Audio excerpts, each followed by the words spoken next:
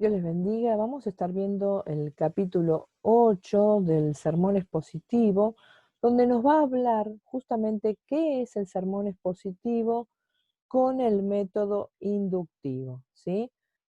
El sermón expositivo inductivo consiste en realizar un sermón empleando los resultados de una investigación bíblica inductiva.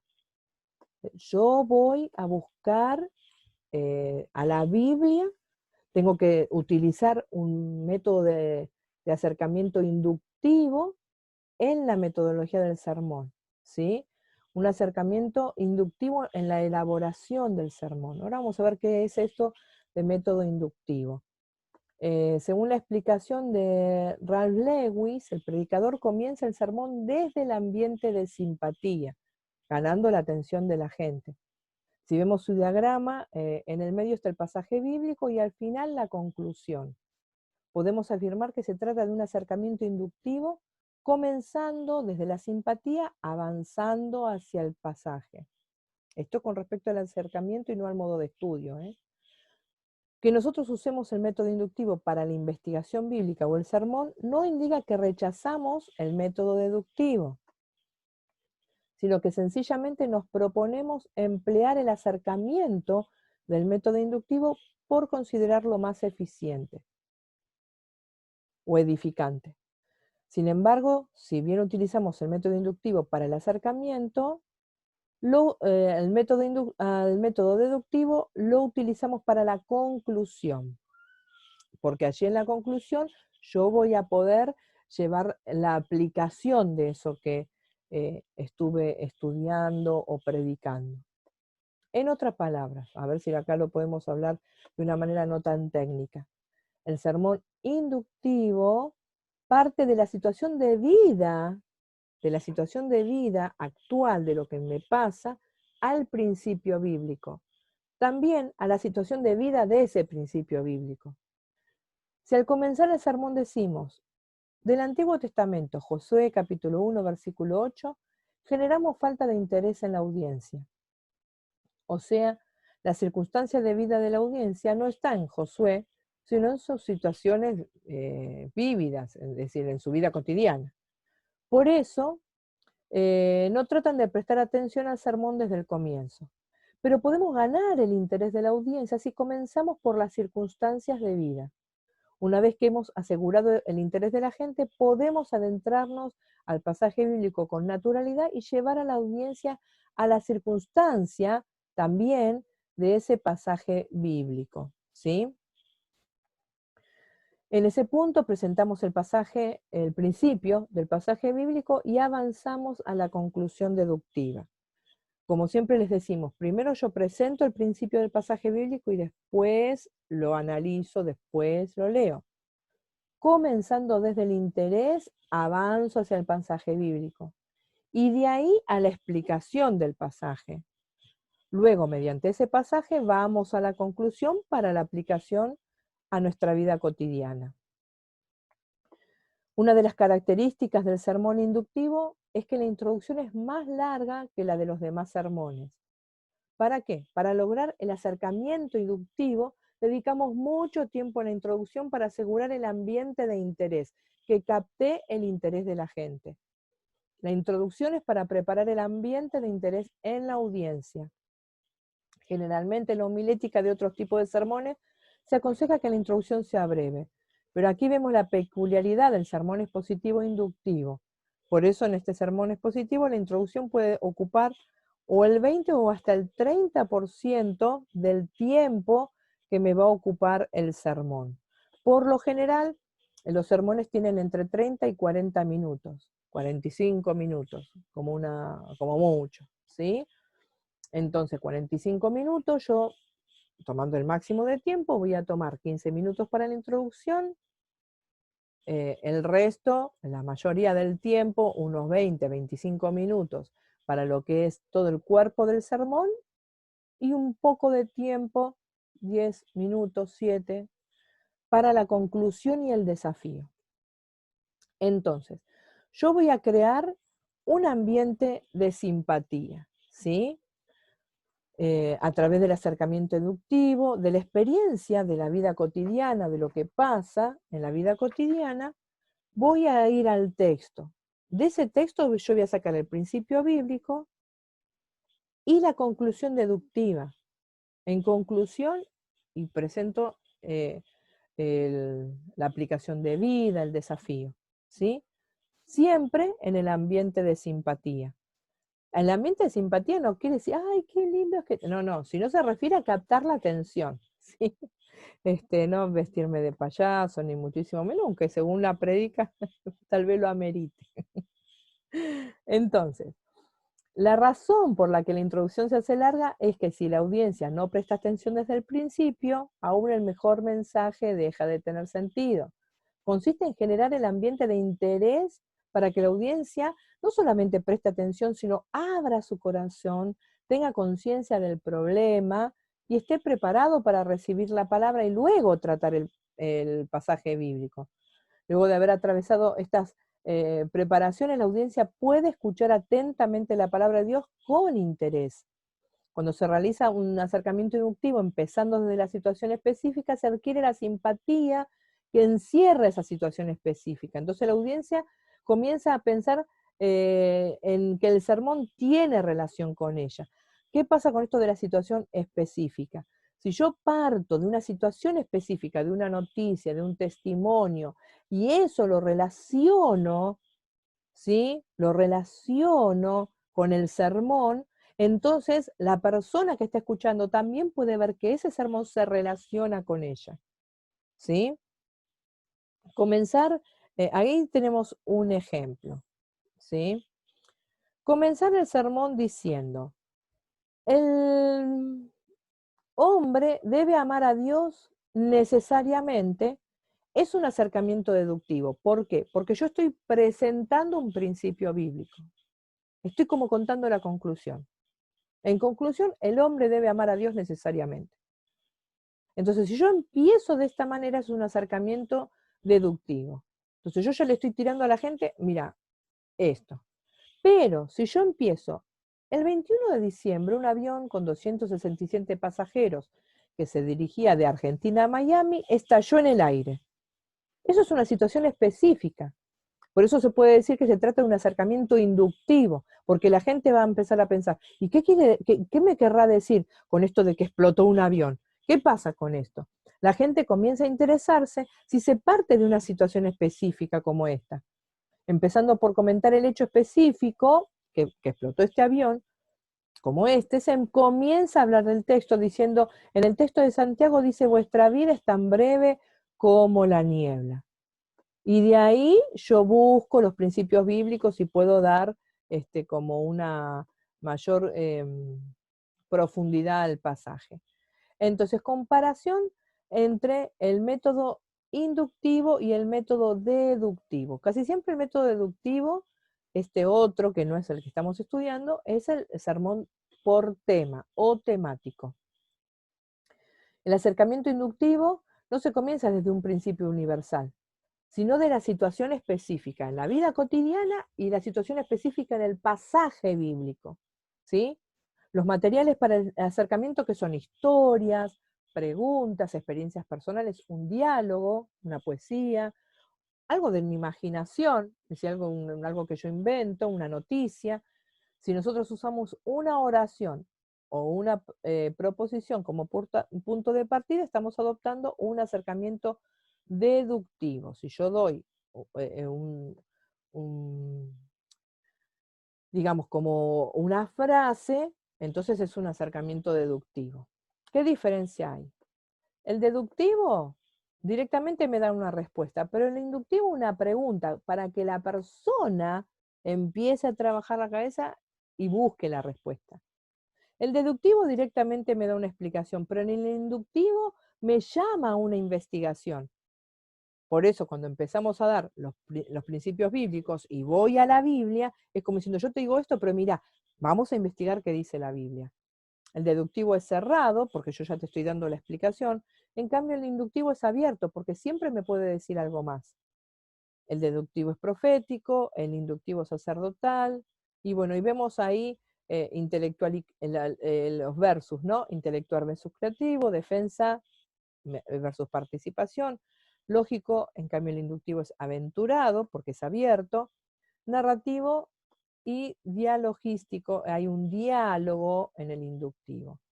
Vamos a ver qué importancia tienen estos acercamientos, el acercamiento inductivo. Porque es bíblico. Es decir, el sistema inductivo, este modo de estudiar inductivo, es el modo bíblico, es el modo hebreo, es parte de la cultura hebrea. Las oraciones de la Biblia no son deductivas, como es el pensamiento griego, sino inductivas. En otra palabra, la Biblia no está armada en forma de un libro de teología sistemática, que sería absolutamente deductivo. ¿Sí? Por ejemplo, la Biblia no emplea la sistematización como Dios es, en primer lugar, omnipotente, en segundo lugar, omnisciente, en tercer lugar esto, en cuarto... No, la Biblia te muestra situaciones en donde Dios, vos ves que es omnipotente, en otras situaciones donde Dios es omnisciente, pero no usa, ni siquiera usa estas palabras la Biblia. ¿Sí? Por ejemplo, el relato... la Biblia muestra cómo actúa Dios en una situación específica dada. De ahí nosotros deducimos que es omnipotente, omnisciente. Eso es el método inductivo. ¿Sí? El relato de la creación, la caída, el relato de Noé, la historia de la Torre de Babel, todo, nos describen constantemente situaciones específicas. Mostrando de este modo las situaciones específicas hace que podamos inferir en las enseñanzas. Por eso es inductivo. Me induce a las enseñanzas. No me dicen enseñanzas. La historia de la Torre de Babel? ¿Qué me deja? Les decía en otros audios que estuve viendo un pedacito de un documental con respecto a Rusia y al comunismo de Stalin. Muestran realmente cómo invaden de tal forma con esta ideología que terminan destruyendo la catedral más importante de la Iglesia Ortodoxa rusa. Y bueno, a raíz de la Segunda Guerra Mundial, Dios no les permitió. Ellos pensaban poner como un castillo, ¿no? Una construcción enorme en honor a Stalin, en el sitio donde estaba la catedral rusa, que ahora, gracias a Dios, la pudieron volver a reconstruir, pero ellos no pudieron construir ese edificio, ese monumento, no sé cómo era, en honor a Stalin. Lo que me llamó muchísimo la atención, cuando mostraban los planos y las maquetas de lo que iba a ser ese edificio que quería construir Stalin, que tenía la misma forma espiralada de la Torre de Babel, de, digamos, dibujos o lo que habla en la historia, lo que se cree que fue del modo que fue construida la Torre de Babel, históricamente hablando, la similitud que tenía terrible. Y arriba de todo, la estatua de él. Y que el tamaño de todo ese edificio tenía que sobrepasar el edificio más grande que en ese entonces había en Estados Unidos, ¿no?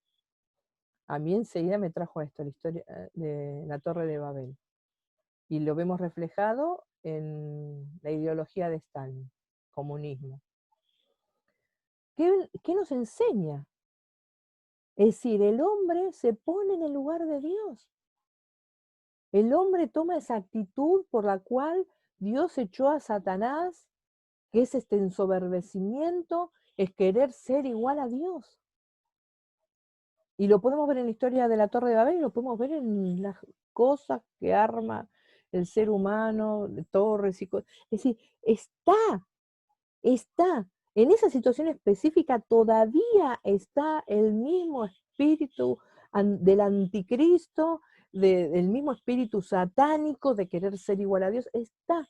Entonces, en una situación dada, o por ejemplo, si yo quiero predicar sobre la Torre de Babel, ¿no? Si quiero predicar con respecto a esto, este documental de Stalin es genial. Es decir, es una introducción perfecta, porque es algo del siglo pasado, desde ahora, que todavía seguimos luchando contra toda esa ideología, el nuevo orden mundial y todo esto, viene todo de ahí, la nueva ultraizquierda que hay ahora. Entonces, podemos verlo vívidamente, ya, ahora, en nuestra cultura, cuestiones que pasaron hace más de 5.000 años, y que sigue siendo el mismo espíritu, y que sigue siendo la misma palabra de Dios, que yo te voy a confundir, no te lo voy a permitir, yo sigo siendo Dios, yo sigo siendo omnipotente, yo sigo siendo papá. Entonces todas estas cuestiones nos son muy útiles, y si yo arranco con esto, con una historia así tan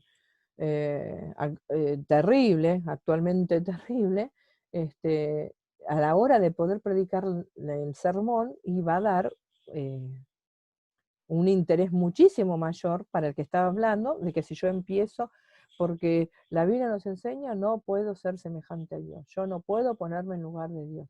Y ya está, ya con eso ya me dijiste todo, no tengo más nada que investigar, ¿sí? Entonces, mostrando estas situaciones específicas, infiero en la enseñanza. Los sermones de Jesús también eran así.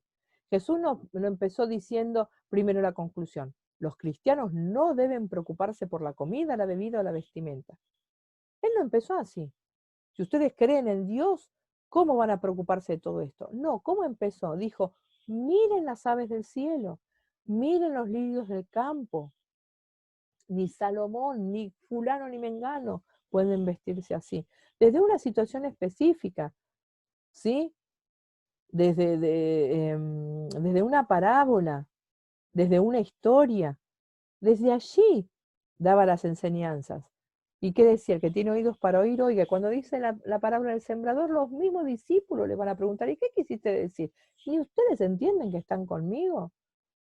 Entonces la idea era la pregunta y que la gente pensara en la respuesta. Un poquito como hacen los psicólogos, ¿no? Que no te dicen las cosas. Mira, vos tenés esto, esto y esto, porque tus padres te hicieron esto, porque te pasó lo otro, porque tenés un problema así. No, no, no.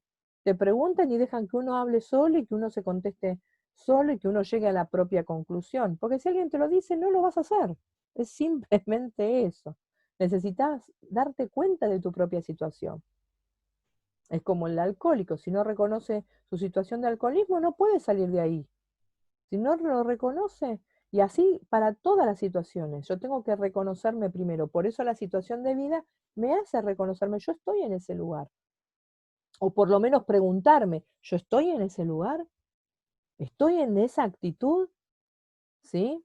¿Estoy teniendo una actitud de desconfianza, de preocupación? ¿Dios me va a sostener? ¿Dios me va a guardar? ¿Dios esto? ¿Dios el otro? Entonces, ¿qué nos dice Jesús? Hombre de poca fe. No, no, dice, mira, mira las aves, mira los lirios, mira, aprende a ver, ¿sí? Entonces podemos ver cómo desde una situación específica es más persuasiva la enseñanza. Al enseñarnos quién es nuestro prójimo, por ejemplo, no comenzó dando una definición de prójimo. Prójimo es, en primer lugar, el que está al lado tuyo. Prójimo es el que necesita de vos y está al alcance de tu mano. Prójimo es el que... No, ¿cómo comienza? Cuando habla, ¿y quién es mi prójimo? Mira, en Jericó había un hombre que había sido asaltado y estaba tirado en el suelo. Pasó a este no le importó, al otro no le importó, y el que menos esperaba a él se le importó. Así comenzaba, desde una situación en particular, ¿sí? En realidad, el método de comenzar con la definición, esto es la verdad, y luego hacer el desarrollo en primer lugar, en segundo lugar, para testimoniar la proposición, era la mentalidad griega, ¿sí? La filosofía griega. Todas esas proposiciones, el, esto en conclusión nos lleva a esto y en conclusión nos lleva a lo otro y todo eso es filosofar griego. Aristóteles, ¿sí? La lógica aristotélica, la retórica, la oratoria. Pero este método es poco familiar para la tradición hebrea. la ideología hebrea es inductiva. Toda la Biblia es inductiva. Algunas cuestiones en el Nuevo Testamento, algunas cartas, pueden tener esta dualidad, sobre todo las de Juan, con respecto a la ideología griega, ¿sí? Pero la tradición hebrea es inductiva. Entonces, nosotros, ¿qué pasa? Hemos heredado la tradición griega, la ideología griega, en todos los métodos de estudio nuestros. Por esa consecuencia, en nuestros sermones no tienen imaginación, no tienen emotividad, no tienen entusiasmo, simplemente esto es así, y el otro también es así, y el otro mira que es así, ¿sí? Son densos, son argumentativos. Por eso es importante acercarnos, este acercamiento del método inductivo, ¿por qué? Porque es bíblico y hebreo, ¿sí? Es el pensamiento hebreo, entonces nosotros nos vamos a sentir muchísimo más cómodos al predicar la Biblia usando este método. El método inductivo tiene mucha demanda en esta época, ¿sí? Es algo que es muy necesario. Podemos definir que la época en la que vivimos es una época visual. Vivimos una época en la que los medios de televisión tienen, todos los medios de comunicación, ahora más en Internet, tienen muchísimo poder. Aunque se trate de una persona que asista fervientemente a la iglesia, la cantidad de horario que pasa frente al altar por año es de 200 horas. Pero anualmente la gente pasa 2000 horas frente a la televisión. Este es un dato un poco todavía antiguo, podemos pensar que es muchísimo más ahora. Entonces, pasando tantas horas frente a la televisión, la gente moderna está afectada por el color, la multiplicidad, el despliegue, todo lo que, una imagen, otra imagen, otra imagen, otra imagen, que sucede en la televisión o en los medios de audiovisuales, ¿sí? En vista de esto, no podemos dejar de plantearnos cómo es posible atraer la atención de la gente si se hacen sermones argumentativos horizontales, que yo te digo esto y punto, ¿sí? Entonces acá está la crisis del sermón para la audiencia contemporánea. Acá vamos a ver un, este, un esquema de aprendizaje muy, muy bueno, ¿sí? El hombre aprende 10% de lo que escucha, el 30% de lo que ve y el 60% de lo que practica. Pero nuestros sermones, ¿a dónde se limitan? Al 10% de lo que la persona escucha. Por lo menos, si yo digo, no solo muestro, ponele que yo te muestre una lámina, un mapa, te traiga, qué sé yo, me acuerdo una vuelta, mirá, por eso me acuerdo, una pastora habló de, del carbón encendido, no sé qué, y puso un carbón para cada una de las que fuimos al Congreso, había un carboncito, nos dio a cada una. Y capaz que si no fuera por ese carboncito, nunca más me acordaría de la predicación de esa pastora, ¿sí? Entonces, eso que uno mira está más grabado, ni que hablar si yo lo practico. Entonces, si yo puedo implementar figuras visuales en la predicación, de repente al contarte una historia, no es solamente la figura visual porque yo te estoy hablando, sino también el hecho de cuando yo narro una historia, también en el cerebro de las personas se crea esa visualización de lo que te estoy diciendo. Por lógica, al predicar la gente no puede hacer otra cosa sino escuchar, pero sería distinto si nuestros sermones incluyeran muchos gráficos. Los predicadores experimentados utilizan muchos gráficos, ¿sí? Predican sermones con dinamismo, veloz, con un desarrollo veloz. Si sobrellevamos nuestros sermones desde situaciones vívidas, estaremos respondiendo más sensiblemente a lo que necesita esta época o lo que demanda esta época, ¿sí? Es una demanda psicofilosófica. Acá que vamos a ver el tema de los dos hemisferios del cerebro, ¿sí? Una teoría que se usa mucho en lo que es didáctica, cuando nosotros estudiamos educación cristiana, didáctica, todo esto, hablamos mucho de esto, ¿sí? Dos hemisferios en el cerebro del hombre. Tenemos el hemisferio derecho y el izquierdo. pero solemos depender más del izquierdo. El hemisferio izquierdo cumple la función de correcto jurídico crítico. Ahí está la lógica, la sistematización, el raciocinio a full, ¿sí? Y hemos estado priorizando solamente esos aspectos. Podemos saber que el hemisferio izquierdo se encarga de la parte deductiva, todo lo que es deducción, todo lo que es raciocinio, ¿sí? Pero por otro lado, el hemisferio derecho se encarga de la visión, la imaginación, la creatividad, los sentimientos, las sensaciones, tiene un carácter inductivo. Todo lo que es creativo, todo está en el hemisferio derecho. Y lamentablemente nuestro sistema educativo, aún secular, en vez de fomentar esto, lo coarta. Es todo deductivo. Ay, no, señor, pero yo quiero hacer esta cuenta de este otro modo. No, la cuenta se hace así. Y ahora están queriendo cambiar esto, porque se ha coartado realmente el aprendizaje en muchos que encontraban otros métodos de resolución. No, el método es este. Y se coarta, ¿sí? Se corta, se priva del aprendizaje. Ahora es como que hay más libertad, pero de todas maneras es muy precario lo que se hace. Si empleamos un poco más el hemisferio derecho, podemos romper conceptos rígidos, obtener una visión más creativa. El hemisferio derecho tiene la capacidad de observar un objeto desde otro ángulo. Hay gente que teniendo el mismo pasaje bíblico es capaz de observarlo siempre de diferentes formas. A esto llamamos poder penetrador y es lo que hace el hemisferio derecho.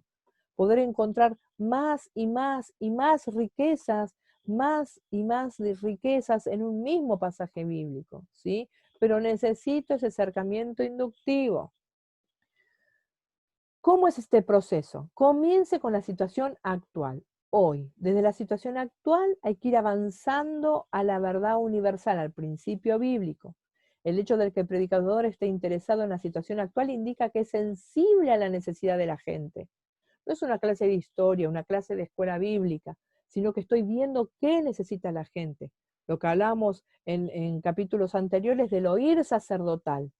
Yo como sacerdote que voy a ministrar palabra de Dios, tengo que oír lo que Dios quiere hablar a la gente.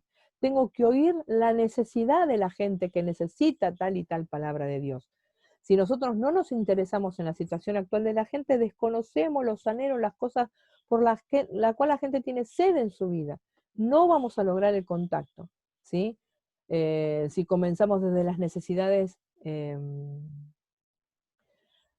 digamos, si yo pienso en la necesidad doctrinal, yo tengo que ver la necesidad de la persona y ahí llevarla a lo doctrinal. Entonces, yo desde la situación actual de la persona lo llevo a la verdad eterna. Desde la necesidad que tiene la persona, lo llevo a la doctrina bíblica, que te dice cómo suplir esa necesidad. Desde la vida de la persona y desde la vida de las personas en el pasaje bíblico, voy a encontrar ese principio que me dice cómo vivir esa vida. Desde la relación interpersonal y con Dios, voy a ir a la ideología bíblica. Desde el sentido común de lo que me pasa, voy a ir a la lógica. Porque si la lógica es algo que yo no puedo llevar a mi vida cotidiana, si es una utopía, si es algo irrealizable, no sirve. ¿Se acuerdan que dijimos que los desafíos, a la hora del desafío, al final del sermón, tiene que ser algo que la persona lo pueda hacer? Y de predicar el evangelio a toda criatura. Hasta que te mueras, vos tenés que seguir predicando, predicando, predicando hasta toda criatura, dice ahí la Biblia. No. ¿Qué significa esto? Al tu prójimo, como hablamos hoy, al que tenés al lado. Arrancás por ahí, ¿sí? La situación actual me va a plantear problemas, pero la verdad eterna, la Biblia nos va a plantear la solución. Y desde la comunicación me va a llevar al comentario. ¿Qué me dice la Biblia con respecto a esto? Si lo que sacamos primero es la doctrina, es como si sacásemos un revólver. Por lo tanto, el método inductivo parte de la vida misma, de la vida cotidiana y avanza paulatinamente hacia los principios bíblicos.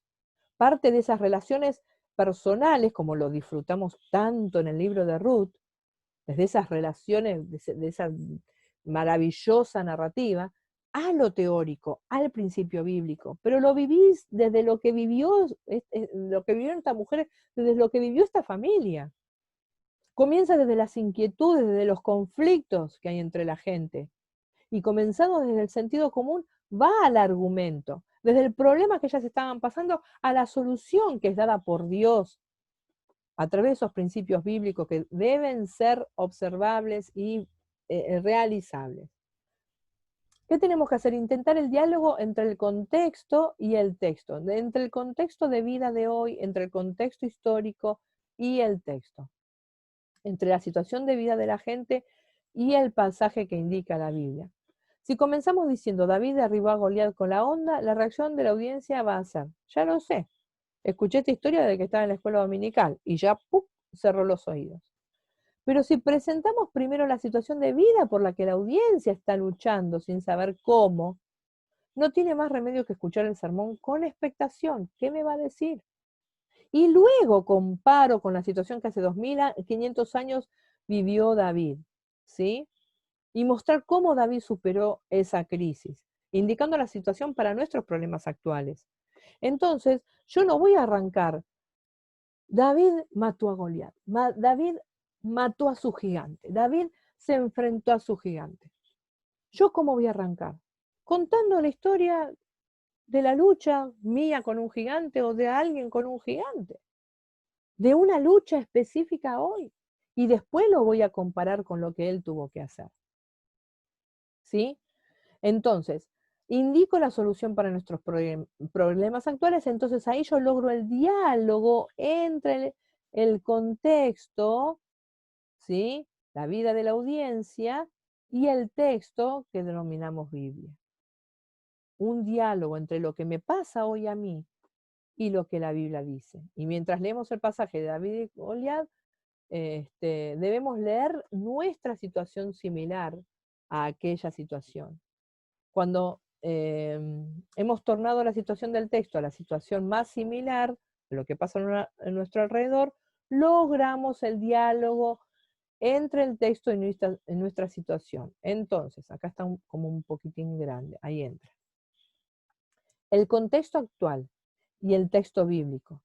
Yo tengo que encontrar un ejemplo de contexto actual de la vida cotidiana que hable, que sea simétrico con ese texto bíblico. ¿Qué voy a hacer? Desde la vida de hoy me voy a hacer una pregunta al texto bíblico. ¿Y cómo lo solucionaste? Voy a meditar, voy a investigar. Entonces, a través de las preguntas que yo le hago al texto, a través de la meditación y de la investigación, el texto me va a dar la solución, me va a dar la intuición y la observación. El texto me va a dar la solución. Me va a decir, podés solucionar esto de esta manera. Podés llegar a solucionarlo así, así y así. El texto me va a dar todas esas respuestas. Mediante nuestra situación, lanzamos las preguntas al texto bíblico. ¿Y cuál es el sentido del pasaje bíblico a la luz de esta situación?